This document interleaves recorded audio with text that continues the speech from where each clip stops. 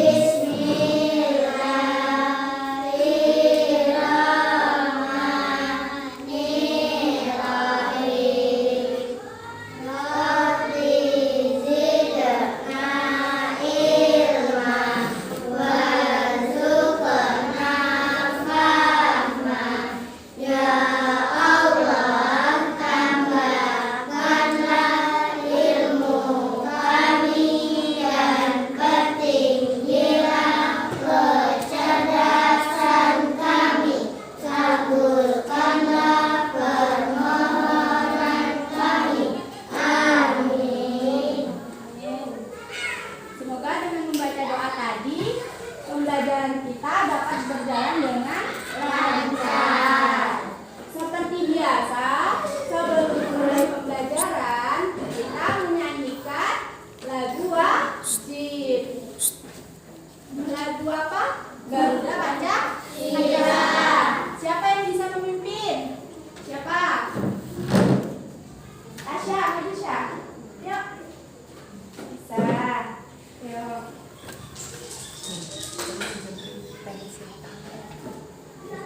Yuk kita mulai. 1, 2, 3. Garuda Pancasila, kaulah pendukungmu, patriot proklamasi, sedia berkorban untukmu. Pancasila dasar negara, rakyat adil makmur sentosa, pribadi bangsaku. Ayo maju, maju, ayo maju, maju, ayo maju, maju.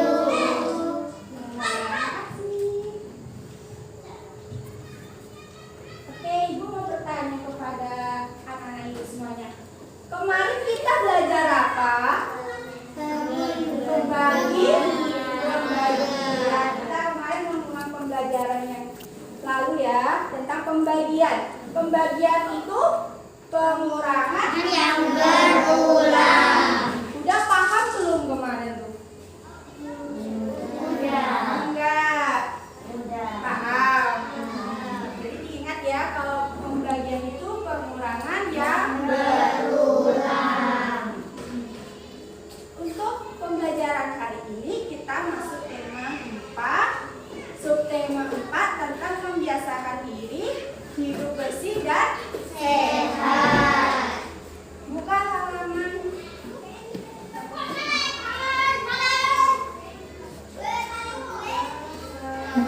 112. Kita ketemu. Ada teks di sini. Ada nampak. Nah, siapa yang mau maju ke depan? Coba. Maju ke belakang. Baca yang jelas dan intonasinya. Udah diajarin kan kemarin cara bacanya? Pagi-pagi Rio dan Dadang tiba di sekolah. Betty dan Lucy menyusul kemudian. Mereka melaksanakan piket kelas bersama. Rio membersihkan rak buku. Dadang menghapus tulisan di papan tulis.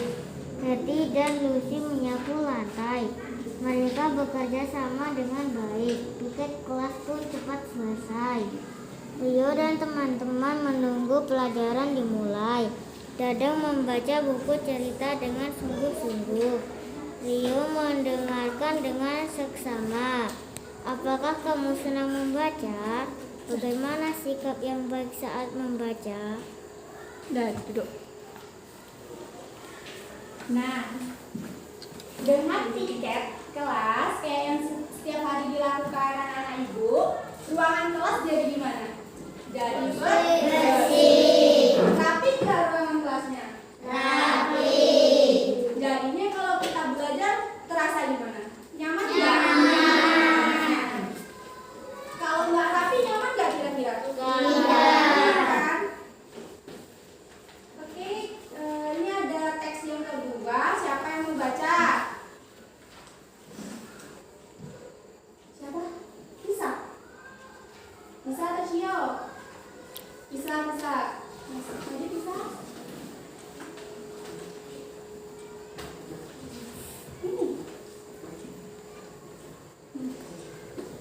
Adi, Tony, dan Banu bermain di lapangan. Mereka sedang bermain sepak bola. Sore itu banyak kedengaran bermotor lalu lalang. Debu-debu tampak berterbangan. Mata Adi jadi pedih akibat terkena debu. Kendaraan bermotor dapat menyebabkan polusi udara. Polusi udara tidak baik untuk kesehatan. Hal itu merupakan ciri lingkungan tidak sehat. Adi merasa tidak nyaman saat bermain. Adi mengajak Tony dan Banu menghentikan permainan. Mereka pulang ke rumah masing-masing. Ya. Duduk. Ibu mau bertanya. Di mana Adi dan teman-temannya bermain? Di lapangan asep. Di lapangan sepak bola. Apa yang menyebabkan debu-debu yang ada di situ berterbangan? Kendaraan bermotor. Mengapa kata Adi itu bisa begitu? Kenapa? Karena terkena debu. Ciri-ciri lingkungan yang tidak sehat itu bagaimana? Banyak debu. Terus? Banyak sampah. Terus ada lagi? Iya betul, pinter. Oke, Ibu ada gambar nih. Nih. Enak nggak dipandang mata? Enak. Sejuk kan? Dilihat sejuk. Asri, dilihat. Kalau yang ini? Enggak. Kalau kira-kira kalian belajar di sini nyaman nggak? Tidak nyaman kan karena kotor, jadi harus dibersihkan. Gua ada sebelah juga, kita tolong dulu ya.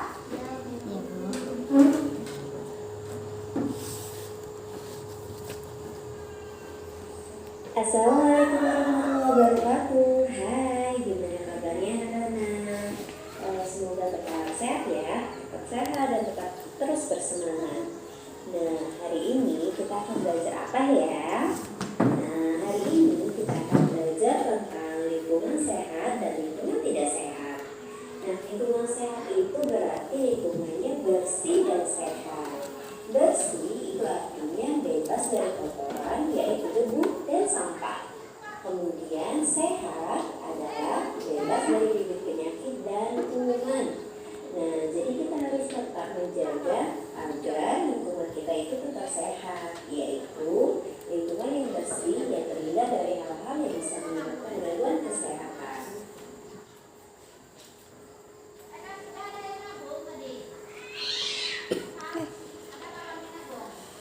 Nah, untuk mengetahui bagaimana sih lingkungan yang sehat dan bagaimana lingkungan yang bersih, kita perhatikan video ilustrasi yang ada di bawah ini ya.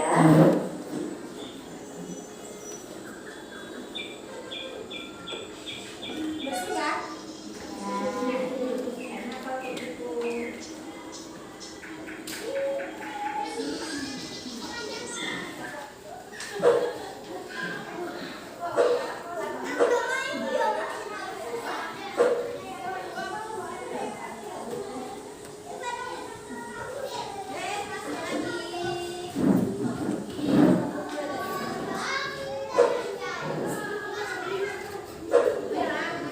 Nah, dari video ilustrasi tersebut, kita bisa menyimpulkan bahwa ciri-ciri dari lingkungan yang sehat yang pertama, udaranya bersih dan segar.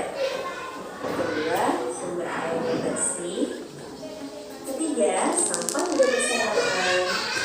Keempat, banyak tumbuhan yang hijau dan besar. Kemudian saluran airnya lancar.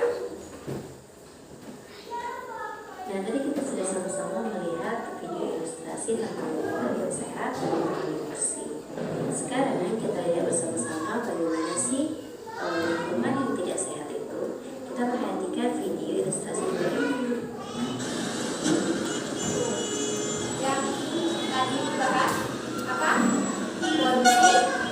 Polusi udara, banyak sampah, banyak kendaraan.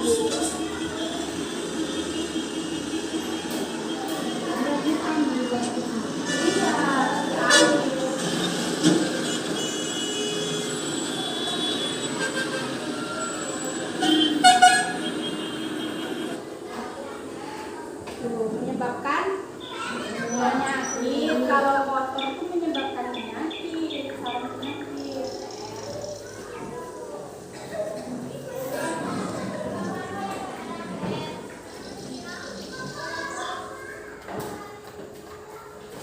Mau ruangan kelasnya kayak gitu? Dirapikan, disapu, sampahnya dibuang pada tempatnya.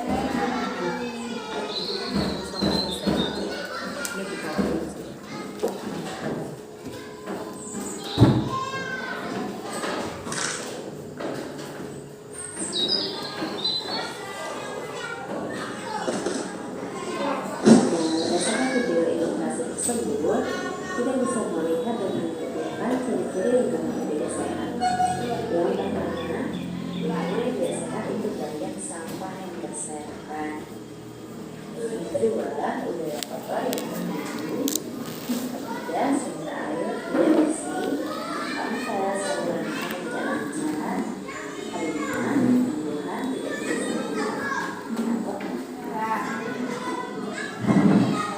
Udah tahu sekarang lingkungan bersih itu yang kayak apa? Lingkungan yang sudah sehat, yang tidak ada sampahnya, yang bersih, terus nyaman dipakai kan di ruangan kelas ini. Kalau yang tidak sehat, banyak sampahnya, sudah nggak ada gunanya. Jadi kita malah belajar, ya kan? Jadi kita harus bersih. Ruangan kelas kita ini bersih nggak? Bersih. Rapi nggak? Ruangan kelas kita ini bentuknya apa sih? Apa? Ada yang tahu? Bentuknya apa?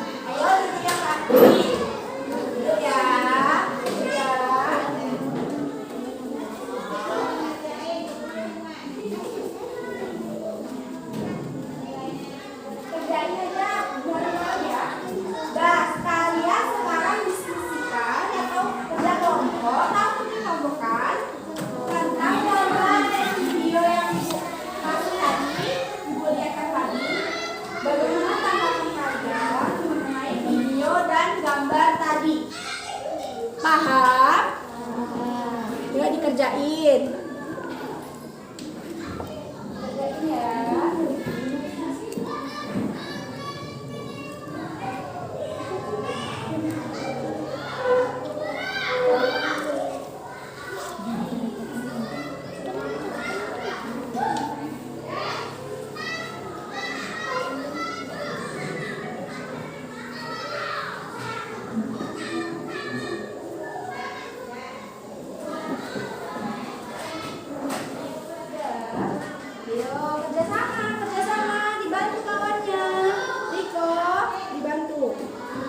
Dibantu temannya nak sini. Kerjasamanya ya. Bagus.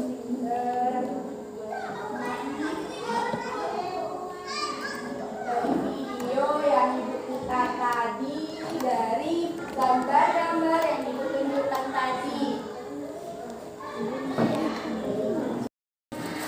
Sudah siap anak ibu?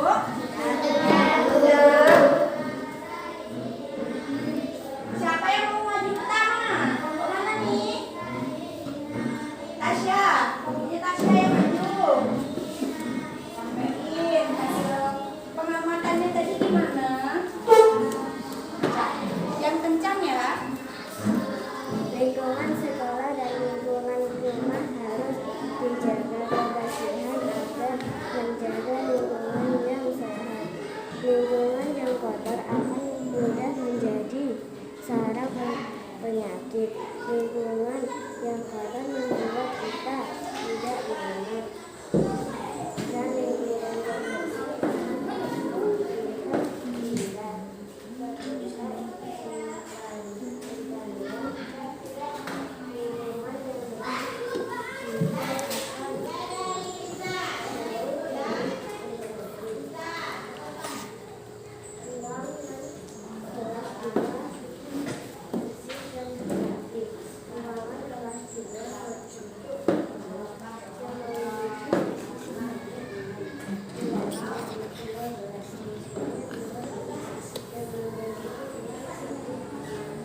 Iya, betul. Tepuk tangan. Siapa lagi kelompok 3? Kelompoknya Bila udah? udah. Udah belum? Nah, coba sampein dikit aja dari hasilnya. Coba. Di sini aja nggak apa-apa. Jika membuang sampah sembarangan seperti di sungai bisa menyebabkan banjir. Bisa menyebabkan Iya, kalau membuang sampah sembarangan seperti di sungai bisa menyebabkan apa? Banjir. Selanjutnya kelompok 1. Kelompoknya siapa yang mau baca? Siapa yang mewakili? Cio. Ayo Cio dibaca. Di sini aja nggak apa-apa Cio, berdiri. Kalau membakar sampah di rumah pemukiman warga nanti lagi polusi udara. Iya, kalau membakar sampah di tengah pemukiman warga itu dapat menyebabkan polusi udara. Jadi kesimpulan apa? Lingkungan yang bersih itu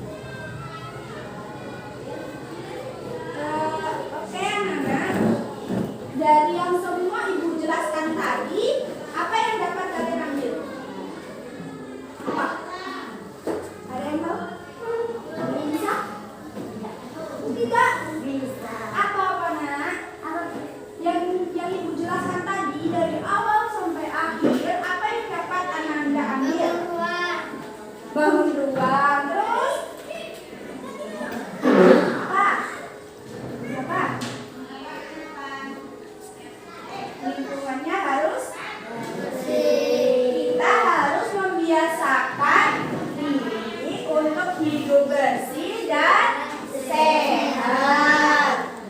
Membiasakan diri untuk hidup bersih dan sehat itu dengan cara apa? Cara yang paling sederhana dulu.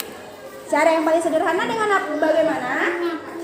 Dengan iya, dari hal yang paling kecil dulu. Apa? Membuang sampah pada tempatnya. Nah, yang kedua apa? Menyapu, piket kalau di lingkungan rumah. Assalamualaikum. Anak, bukan dulu. Jangan keluar ibu. Dah. Tadi apa lagi? Menyapu. Terus apa lagi kalau di lingkungan rumah? Lingkungan rumah mengadakan kerja bakti. Kalian pernah ikut kerja bakti ya anak ini? Jadi biar lingkungannya sehat. Kalau lingkungannya sehat, kalian sehat nggak? Sehat kan? Kalau kita tinggal di lingkungan yang sehat, kita akan merasa nyaman. Sebaliknya, kalau lingkungannya kotor, gimana? Penyakit datang, terus nggak nyaman, mau kayak gini nggak nyaman, ya kan? Iya nggak? Jadi dari sekarang biasakan hidup bersih dan sehat. Ya, oke anak-anak. Pelajaran hari ini cukup sampai di sini.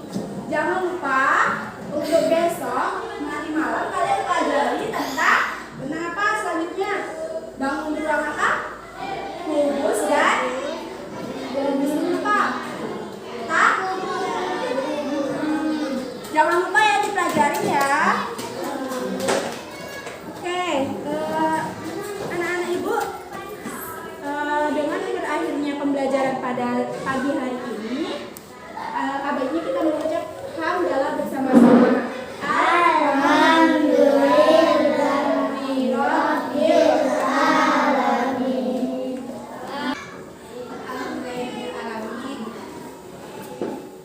Ketua kelas silakan untuk menyiapkan anggotanya untuk pulang. Sebelum pulang, ayo kembali ke tempatnya masing-masing.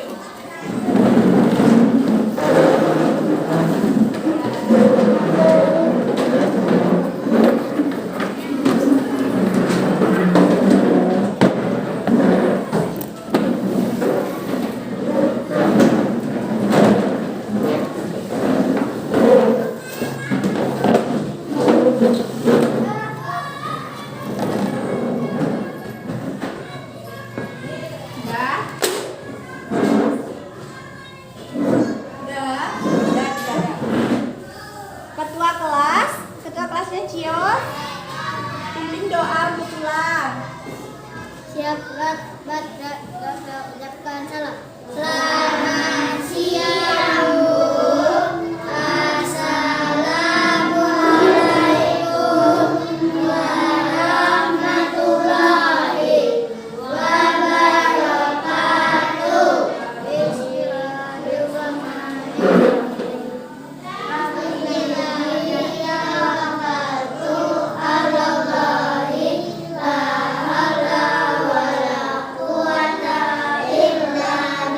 La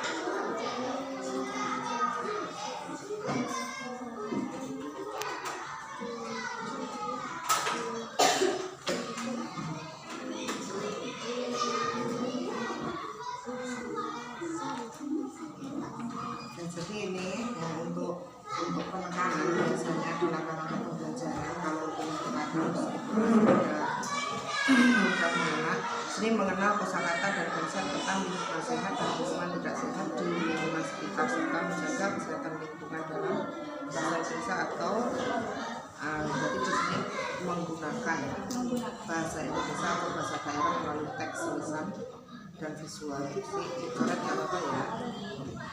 Ini mengenal kosakata indikatornya, membaca teks, menyebutkan. Nah kalau bisa untuk indikator ini karena kita berbasis feedback sekarang ya, berbasis feedback 4C, salah satunya membuat produk. Nah kalau enggak, membuat laporan sederhana mengenai lingkungan sehat dan lingkungan tidak sehat. Berarti disajikan gambar untuk indikatornya seperti ini. Ini kalau bisa jangan membaca, hanya membaca dengan menyebutkan. Nah di sini diuraikan misalnya 3.4.1. Ini membaca teks. Berarti di sini mengamati gambar, siswa mengamati atau indikator langsung mengamati ya, mengamati teks atau gambar atau teks dan gambar tentang lingkungan sehat dan lingkungan tidak sehat. Nah yang di sini ini mengamati dulu. Nah yang di indikatornya berarti di sini membuat laporan sederhana mengenai lingkungan sehat dan lingkungan tidak sehat. Itu yang mengenai kalau yang termolet ya. Jadi menyajikan penggunaan kosakata. Nah di situ indikator sebenarnya harus memang produk yang dihasilkan siswa, jangan hanya menyebutkan, menjelaskan. Berarti kalau seperti itu menganalisis ya. Nah sekarang dari C1 sampai C6 itu kan menghasilkan, membuat produk anak itu ya, mencipta hasil karya. Nah kemudian untuk MTK menyatakan luas garis ini ya, karena anak dalam usia kelas 2 ini harus menggunakan benda konkret ya, misalkan menggunakan benda konkret untuk media pembelajaran. Berarti 2 apel, tujuan pembelajaran. Nah sekarang kalau bisa jangan siswa, peserta didik ya, melalui pembahasan dan diskusi kelompok.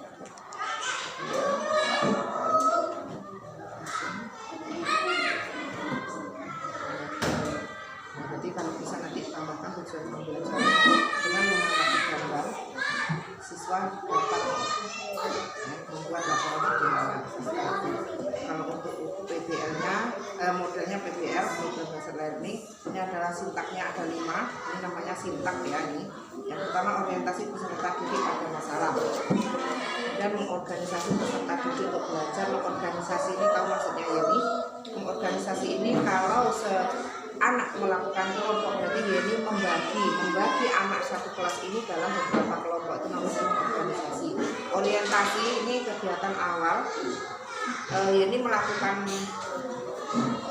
pembukaan, salam, kemudian menyuruh anak berdoa, kemudian presensi. Sekarang kalau bisa jangan absen, sekarang presensi anak organisasi, organisasikan orientasi, nah karena di model PBL ini salah satu sintaknya membimbing penyelidikan, berarti di tujuan pembelajaran ini harus tadi disertakan dengan mengamati gambar lingkungan sehat dan lingkungan tidak sehat. Peserta didik mampu atau dapat membuat laporan sederhana. Nah, berarti di sini ya, karena ini sintaknya ada penyelidikan individual atau kelompok, pribadi atau kelompok, mengembangkan dan menyajikan hasil karya. Nah ini membuat laporan tadi masuk di sini. Kemudian menganalisis dan mengevaluasi ini masuk ke penilaian dan pemecahan masalah. Nah ini intinya pemecahan masalah ini karena problem based learning, pembelajaran berbasis masalah atau pemecahan masalah. Untuk pengantarnya doa mengecek kehadiran, berarti ini presensi terhadap peserta didik. Kan boleh tentang pembelajaran, mengaitkan pembelajaran yang telah lalu ya, menyampaikan tujuan pembelajaran hari ini boleh. Yang pertama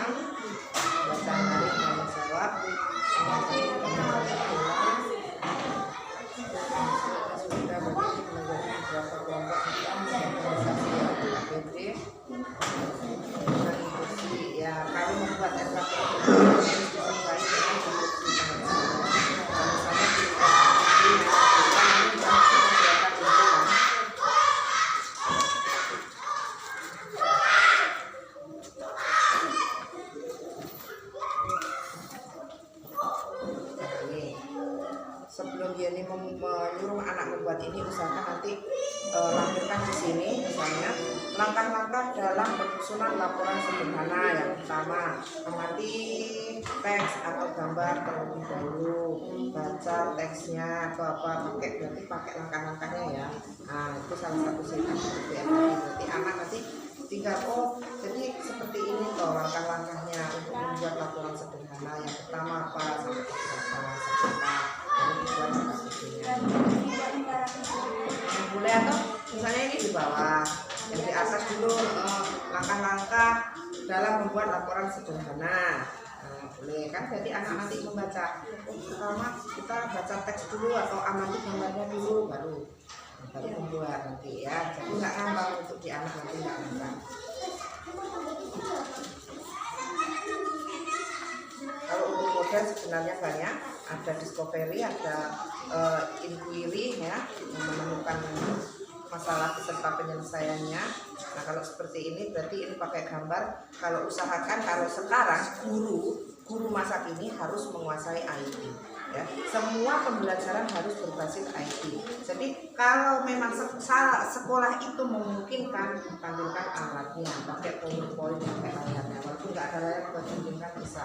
Nah, jadi tidak gagap teknologi, aku masih seusia Yeni ya. Nah, itu harus menguasai, mau nggak mau kita harus bisa menguasai untuk IT ya. Ibu rasa ini udah tinggal perbaikan sedikit ya. Terima kasih Bu.